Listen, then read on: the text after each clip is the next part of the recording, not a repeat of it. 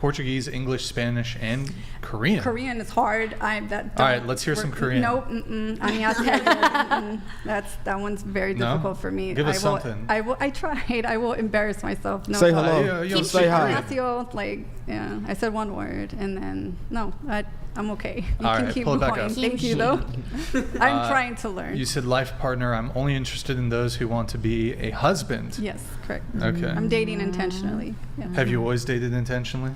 Before I wasn't as mindful because I didn't have the self-development and awareness to understand, or the education to understand about dating. And what do you mean? So like you had some casual hookups? no, or? not necessarily, but like, how do you say, like, not purposeful relationships, more so like just being together like for 4 years, but not having like both the set intention to make this long-term relationship go somewhere, like besides just being comfortable with each other and attachments. Okay. Pull it back up. We'll get through the rest next. All right, that's a photo. Cool. Next. Thank you. I want to talk to you about your car. Okay, homeschool. I care. All right, next. What do you say in that voice memo? I just said we'll get along if you're funny. Okay, next. Can you read this for us? Oh, this year I really want to go dancing, camping, go on a cruise, learn Korean, go to festivals and snowboard, also ride a dirt bike, do an outdoor obstacle course, explore new cities and travel. Ooh, and play at a water park and have a bonfire at the beach. All right, pretty wholesome. Next. Wow. Is there another one or is that it? Okay. You want to read it? The one thing you should know about me is I am Brazilian, energetic, adventurous, eccentric, feminine, funny, conscientious, romantic. Loves to sing, dance, model, talk, learn, work out, bake, cook, play video games, arcades, and go to amusement parks. Is there another one? I think so. Yeah. Is that the last one? Yeah. Yeah, it's the last one. Go back 3 to the...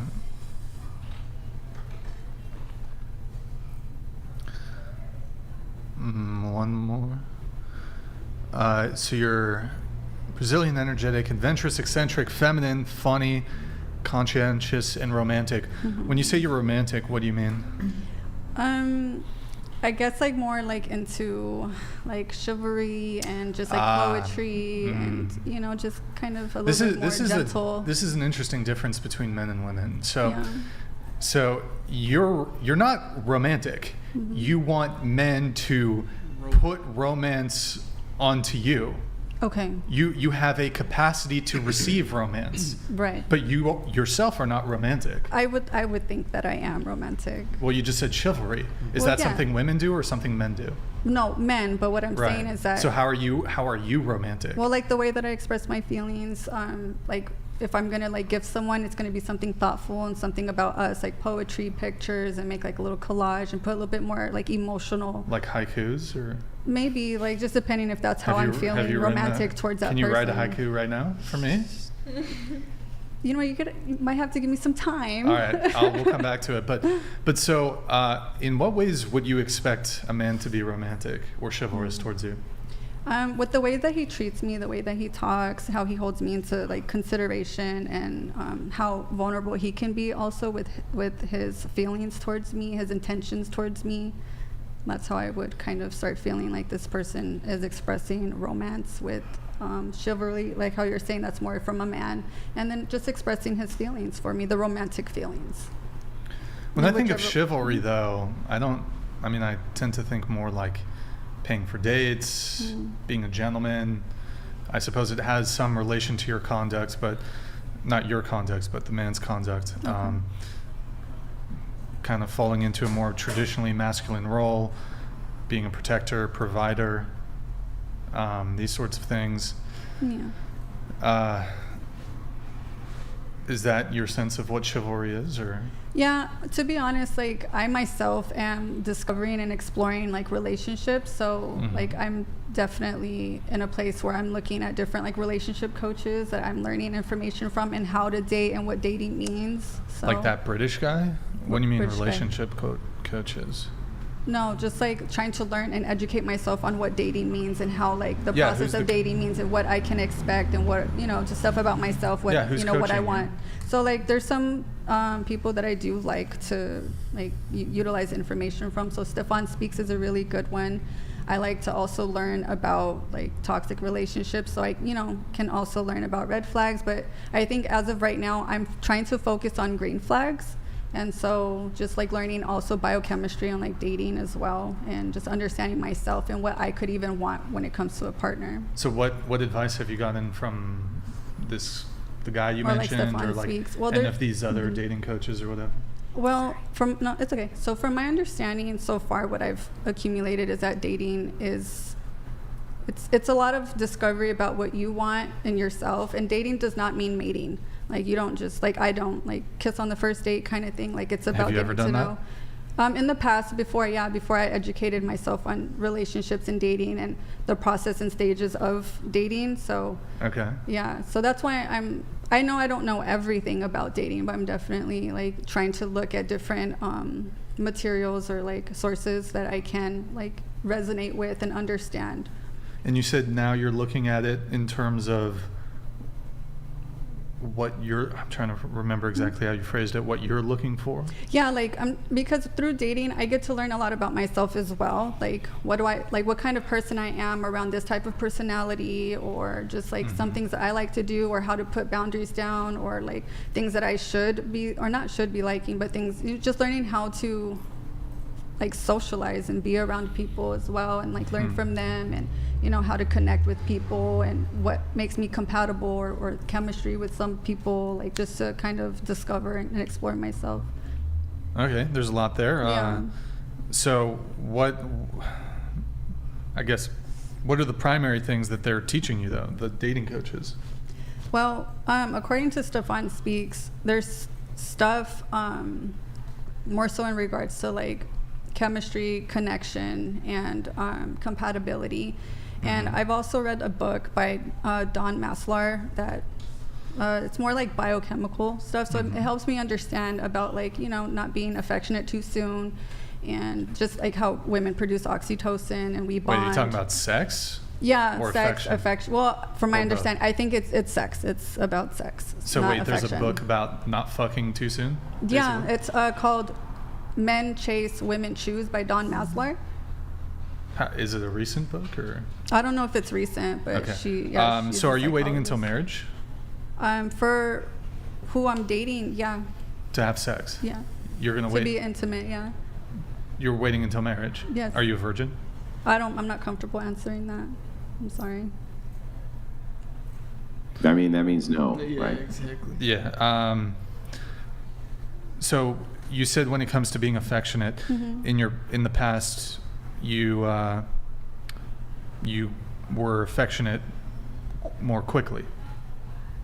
Not necessarily. I think that I was misinterpreting, like, understanding what happens to me with affection, like how people get attached with affection, or communicating too much too soon, and not really like asking like good questions that can kind of reflect if we are compatible and if this is a good investment of our time. How fast? What's the fastest you've been affectionate with a man in the past? Like, well, affection. Same, You like- mean like holding hands, like simple? Oh, I thought or we were just, talking like- about sex. No. I thought you said affectionate. It's No, interchangeable. Okay. I mean, but have you hooked up with someone relatively quickly? No, For a that's second, not third a part date? of my history. No, Never? no. So you've made all your previous exes wait a month, 2 months, 3 months, a couple days? I'm not comfortable answering my a- sexual. it's a dating I know. podcast, I but- understand. I'm not comfortable with that. Thank you, though. In any case, do you think it's going to be, and are you newly religious, or have you always been Christian? I've had. I'm still exploring my spirituality and like my faith and stuff, and like my values in that regard. So it does become a little. Would you say you're on? Would you say you're on a journey? Yeah, And I think that's very important, for me personally. So I can't give like definite answers, but I'm definitely trying to work towards that because I do have a lot of, things that I do on a daily. Are you born again? Is that? I was baptized, when I was 15. Well, don't you think it's going to be a bit of a hard sell to a guy that this next guy that you meet, he has to wait until marriage to have sex, but you've had sex with men who were not previously married to you? Don't you think that's a bit of a hard... But you're assuming that, and I did not speak on that. Can we keep my sexual history private, please? I mean, it's a dating podcast. It's within the purview of the conversation. Well, I mean, dating to me is more so about getting to know people, then I asked you earlier. I asked you earlier. You said you've been single for 2 years. Mm-hmm. I asked if you were celibate, and you said, yeah, I've been celibate for 2 years. So, I mean, I know you don't want to talk about it, well, but you implied you're not a virgin. Yes. It's okay. We're all adults here. This is a fairly, the average age of the panel here is in their 30s. Sex is it's not a super taboo thing to talk about. We don't need to talk like details about any sexual experiences, but I don't think at 30 years old it's would be wrong for you to say you're not a virgin. That's okay. I respect your opinion. I just don't feel that way about myself. Well, I don't think it's opinion. Now. I think it's just factually true. Like the current social mores and climate, I don't think it's objectionable to at 30 and amongst a panel of your peers who are similarly aged to simply say whether you're a virgin or not. But in any case, you already basically implied that you weren't. So. Okay. This is gonna be a difficult. Would it be better if he actually? Oh, I'm sorry, Q. I didn't mean to cut you off. I just wanted to know really quickly. Would it be better if he would have asked you, based on the information you provided? Would it be? Do you think it's unreasonable, based on your dating history, and this new journey that you're on, that a man would accept that? Do you think accept what? Like your current terms in which you would want to date? I can't say for sure. I don't know. You don't have an opinion either way on if that would... It's not about that. It's more so about, I'm okay being alone. I'm okay. So to me, even if I choose to be married and have a husband or not, that's okay. It's the right person will be okay with that. Will respect my boundaries. Will respect what I need to make me feel safe, and that's okay. So you're okay with... So you don't want to be married. You want to be married, but you're okay being alone? Well, I would like to be married, but I also can accept that if I'm not compatible with someone in that regard, that's okay. I'm not going to force and be too attached to the outcome, but I am putting in effort. So that's what I'm trying to explain. Okay. All right. You got the floor is yours, Andrew. Oh, thanks, man. Well, I was just curious. You've got a dating coach for the express purpose, I assume, of learning dating techniques or understanding better about how the dating market works, right? Yeah, and relationships in general as well. Yeah. If a big part of relationships is going to be the history of the person, you would agree with that, right? Mm-hmm. Yeah. So if you're talking about dating specifically, then the history of a person, how they treat other people, how you treat other people, your sexual history, all of that is going to go into the idea of this compatible partner. That's what Q's talking about here, right? The compatible partner. So when Brian's asking this, it's not designed to make you feel bad or horrible or anything like this. Right. It's to explore the viewpoint of what it is that you're after in the dating market. Right. And if your expectations are reasonable or if they're unreasonable based on what you're bringing to the table. Right. Not asking this in order to hurt your feelings or do something like this. No, I understand. I'm just not comfortable sharing that publicly. Like I said, I'm trying to rehabilitate into a society that I didn't really, as a child growing up being more alone. So it's it's a little bit different of a different experience for me to just share intimate parts of my history in that way, like intentionally, and so that's why I'm not comfortable with that. Wait, I did want to point out.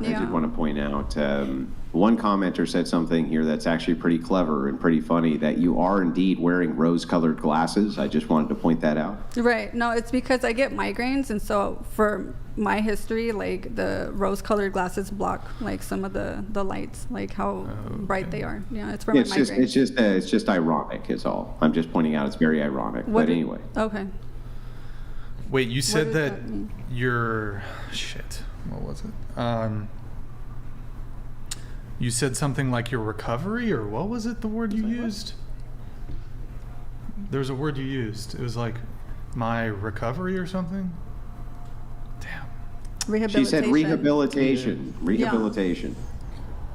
From what?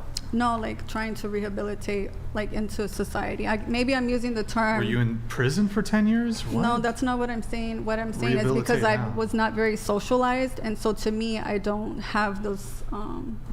I'm not completely comfortable, so I'm trying to learn how to be more social. Wait, okay, a couple questions. From what, you were always homeschooled? I was homeschooled in high school, but before that, like I did go to elementary school and middle school. Did you have friends while you were homeschooled? Yeah.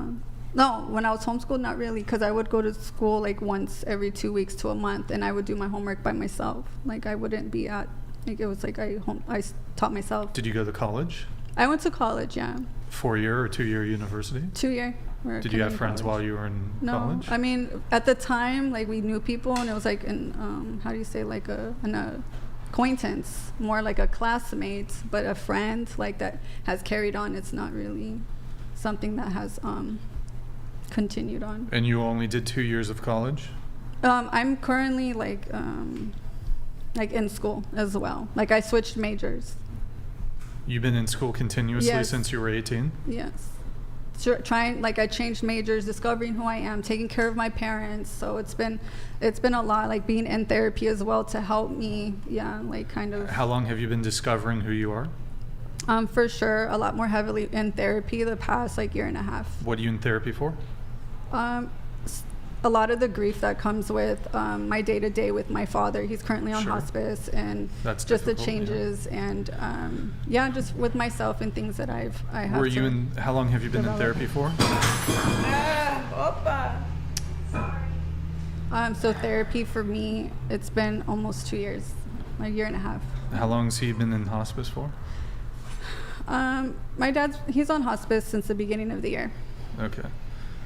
But you said you were in therapy to deal with him being in hospice. Certainly that's a very difficult thing. But you were in therapy prior to him entering hospice. So what was the primary reason for going to therapy? So I have like a lot of grief in regards to my dad, my attachment to my dad, and trying to understand like just like the reality of life and like what I thought. Like always being inside my parents' house is a different perspective and feeling versus being out in the world. Have you ever lived alone? No. Out of the house? No. Well, I don't live with my parents, but in that instance, yeah, like renting a room. Yeah, like renting. Oh, you don't. So you don't live with your parents? No. Have you ever had housemates or? Yeah, that's what I was trying to say, like a roommate. Yeah. Since. And that was hard for me in the beginning. Like. Do you live alone now? No, I'm renting a room. Okay, and you've been in and out of college since they pretty much 18? Yeah. Okay, and you've had jobs too? No, just working for my parents. Oh, I never get paid had- to take care of my parents. Okay, you've never so. had like even a short-term thing? No. My parents it's a full-time thing taking care of my dad as his Okay. disease has progressed. And now there's another caregiver for him who works full-time 40 hours a week for him on top of what I do. So wait. Can do you mind if we back up just a little bit? So I'm kind of taking notes here. You have never had a job? Is that what you said? No, just taking care of my parents. There was one time that I was able to like work for the Veterans Hospital like for like a month, and that was it. But other than that, no. So you've lived at home with your parents for your whole life? No, I don't live with my parents. Okay. When did that change? Probably around 19 years old. 19. Okay. Yeah. So how have you been affording to live on your own? I get paid to take care of my parents by the state. By the state? Yeah. Right? Yeah. Okay, gotcha. Yeah. So you do have a job. Yeah, The but state I'm saying pays it's them. you in a, hang on. I just want to Oh, make sure I got this sorry. right. The state pays you in a caretaker position for Yes. your parents, right? Exactly, correct. Okay, gotcha. Yes. Gotcha, okay. So, and they've been paying you since you were 19 years old to do this? Yes, since 18. Okay. Oh, since 18. Okay, gotcha. All right. I wanted to just kind of get that clarified real Thank quick because you. I didn't understand how you lived No, it's okay. without a job. So Right, the state, exactly. the state allowed you to be a caretaker and has Yes. paid you since you were 18 years old to Yeah. take care of your folks, right? Yeah, they have social workers that come out and evaluate everything, and doctors and everything. Mhm. Yeah. Hmm. Now, my understanding in these situations is that you can opt out and the state will still provide a caretaker. Yeah. Yeah. So then this was a choice for you to stay on as the caretaker. Right, and that's where with therapy I'm learning that, and my autonomy and my empowerment to make, you know, my own decisions and break away from this. I think that I was conditioned into this role and I didn't really understand that and realize that, and so now, like you're saying, like there could be another caregiver, in which there is, who also works 40 hours a week, and so now I'm kind of on my journey to figure out and create a On new your life for journey. myself without my parents, like in that sense. Yeah. On your journey to figure this thing out. Yeah, on my own, like, and so school, and I'm more definite on my path as far as like my career path, so I'm grateful for that. Yeah. Okay, so so you chose to stay on as a caretaker. You were paid as a caretaker to take care of your father, and have been even to right now, right? Right Yeah. this second. Yes. Okay, gotcha. And you did choose to do that, right? Yeah, like realizing that it is a choice. At first it was just like, I have to, who else is going to do it? It's my family, it's my father. How do I abandon my family? Like that's where my loyalties would lie. But now understanding with therapy and like having my rights as a person reflected back to me, right, that wasn't reflected like when I was growing up. So it's, now I feel a lot more empowered to understand that, look, when I graduate and I'm done, there's going to be another like caregiver. For right now, like I can maintain going to school and my position with my family, with my parents. Okay, I just wanted to make sure I had that clear as Yeah, we no go worries. forward in the conversation. Wait, Thank is this this thought process here, has this been sort of instilled in you by the therapist? Now, yeah, for her to recognize that like I'm an autonomous person and not an extension of my family. So, because I'm very loyal to my family. So, What's wrong with that? well, because I'm a lot of my attachment to like my family is like, what am I going to do when they pass? All I've known is taking care of my parents, and so simultaneously trying to go to school, but with my the paths I was taking were not giving me like that definite courage or empowerment to I break see. off. Yeah, for my I own understand. independence. So- Thank you. Yeah, so what you're saying is that you've never had any other job, or you've never done anything except this. Exactly. Your dad's going to pass soon Yeah. because he's in hospice care, and you don't have any idea where your income's going to come from. Yeah, so I've been preparing for this, but it's different now. Yeah. Mm-hmm. Gotcha. Is the okay. therapist free? No, I have insurance with my Oh, job. Yeah. The insurance pays for it. Okay. Yeah. Huh. Interesting. Wait. And you've been doing it since you were 18. Mm-hmm. Why No, paid for it before I are you? at 18. And was it a full-time job or Oh, full-time? well, it started off like as the progression of hours. They started to see his, how do you say, like his Parkinson's, his physical, Yeah. it starts to deteriorate in his mind and stuff. Yeah. So it progressively was increasing in hours to the point now, present time, recently within the last 2 years, I was given extra time for him. So I was able to hire extra help. So now I can have days off, which is, I understand like, whew, now I can have time to myself, see who I am, what I like to do, and take myself out and stuff, even alone. Okay. All right. Okay. Let's see if there's other notes here. Let's see. Sarah. A guy called someone at the end of dinner and asked his mommy for $50. Yeah, I guess dating in Vegas is